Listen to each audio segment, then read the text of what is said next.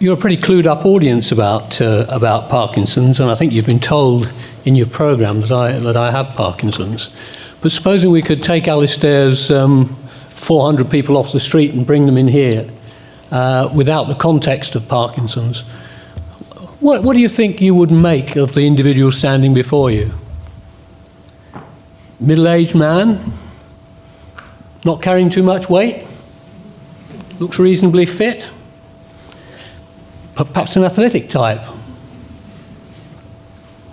If I told you I was 68 in a couple of days' time, you'd probably think, well, he's not too bad for his age, looks after himself, not much wrong with him, and that might be your instant judgment on seeing me for the first time. And of course, all of that is superficially true. But you, or a good many of you in the audience, will know that it's not quite like that. There is another side. There's the bit that the casual observer does not see. He doesn't see the bit that sees me thrashing around in bed at night because my legs won't settle down or they're racked with cramps. They won't see me in the morning, faced with the pain of getting up and exercising to try and get those stiff and painful limbs moving. They won't see the bit that sees me shuffling around the house until the first of the day's drugs kicks in and I can make a reasonable attempt at shirt buttons or shoelaces. They won't see the mixture of drugs that help to keep me stable for reasonable periods. The drugs to treat the Parkinson's, drugs to treat the unwanted effects of the drugs that I take to treat the Parkinson's, drugs to control the violent nightmares, medicines to stop the bowels seizing up, and pills to help me control my bladder. All the things that are critical, really, to getting me through the day and sustaining me more or less like this. And so far, it's worked for me. My wife says it's like waking up with an old man who gets younger through the course of the day. Unfortunately, it doesn't last. She goes to bed with the same old man that crawled out of bed in the morning. But despite all that, I've had a pretty good run in the 13 years since I was diagnosed. But what of the future? Well, things are starting to kick in for me. My driving is pretty nearly gone. I'm at the point of giving that up. My reactions and awareness are failing quite quickly. I'm starting to get freezing of movement, and many of you will know what that's all about. There are times when I can't seem to think about what to do next. If I drop a cup or a glass, I feel rooted to the ground while other people clear up the wreckage around me. The balance is failing. I've had a couple of heavy falls, and I don't seem to be able to react quickly enough to recover from a trip or to protect myself on the way down. I'm getting the initial signs of dyskinesia, and I'm starting to experience some cognitive problems. I could go on. The truth is that Parkinson's is an insidious and destructive condition which saps one's energy, one's independence, one's freedom of movement, one's ability to communicate, even very simple things like joining in a lively conversation. It's gone before you've thought of the words and want to come in. Or kicking a football in the park with your grandchildren. It doesn't take your life, but it does take away your pleasure in living, one's joie de vivre. And it is relentless. Every day it wants a little bit more from me. So it's a battle, a challenge that takes place in this body of mine to try and get through each day without getting worse. To try and do today what I could do yesterday. That's what someone with Parkinson's wakes up with every morning. And fighting that battle day in, day out, week in, week out, year in, year out, it's wearisome. And it's not surprising that people get fed up with the battle and lose the energy and the will to keep fighting. My friends and colleagues know that I rarely talk about my own Parkinson's symptoms, not for any other reason that I do not want to be seen through the prism of Parkinson's, but as a person. I don't want to be seen as a person with Parkinson's, but just as a person. And in an ideal world, Parkinson's should not be the first thing that people find out about me. Rather, it should be the last. And if somebody says to me, having met them for the first time and had a conversation with them, at the end says, "Gosh, I didn't realise you had Parkinson's," I think, yeah, result. So why have I gone on about it this evening?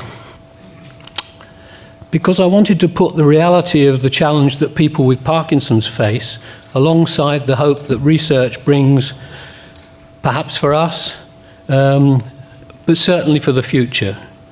It's the light at the end of the tunnel. And as I wake up every morning facing the challenge of getting through the day with my Parkinson's, I can reflect that all over the country, indeed all over the world, there are researchers waking up to their daily Parkinson's challenge, going to their universities and their institutions, working in their labs, experimenting, writing theses, conducting clinical trials, testing new hypotheses, people seeking to get a step nearer to a complete understanding of this strange set of symptoms which I've described. People for whom their daily challenge is to take a step nearer to a better treatment or closer to a cure. When I visit research establishments, I always have a mix of emotions.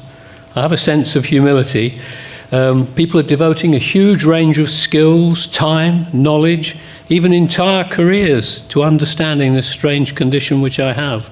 And I have a sense of wonder at the things they can do. If I'm honest, it's mixed with a sense of impatience. These people are so clever. They know so much. They have fantastic equipment. Why is it so difficult to reach out and pluck down that cure? I don't know. But most of all, I come away with a sense of hope. And I know that behind all that research, there's an army of people, organisations and individuals that are equally passionate about finding the answers and who encourage and support that research effort. And just as Parkinson's is relentless, really, in its assault on those of us unlucky enough to have it, the progress to a complete understanding and ultimately a cure is equally relentless. Yes, there's impatience to do it quicker, but slowly and surely we will get there. And what a legacy to part on to the next generation. Just think of it, a world free of Parkinson's. Think of all the needless suffering that would alleviate. And to be part of it, to be able to say, I was there, my research contributed to that, or I helped to make it possible. My 3-year-old granddaughter came up to me a few weeks ago and said, Bob Ops, why do you walk like a penguin? Well, I had to say that's a very good question. I don't know, but there are lots and lots of very clever people trying to find out. But wouldn't it be great if her children didn't have to ask the question? Well, we've heard tonight about some of the key steps in pursuit of that objective, all of which reinforces my sense that we are making real progress. And events such as this, which bring together key players, leading academics and researchers, and our supporters and people with Parkinson's, are an important means of sustaining that momentum. And I'm delighted to say there are 2 more such events in the diary. There's the Gretchen Amphlett Memorial Lecture in Cambridge on the 14th of April, and the Ian Fowler Memorial Lecture in Manchester on the 13th of May. And we're really grateful to the families of Gretchen and Ian for making these events possible. And if you'd like to find out any more about any of them, please approach one of the Parkinson's UK staff. As for this evening, I would like to thank our 2 lecturers, Alistair Noyce and Michelle Hu, and to wish them every success in their research. Thanks also to Steve.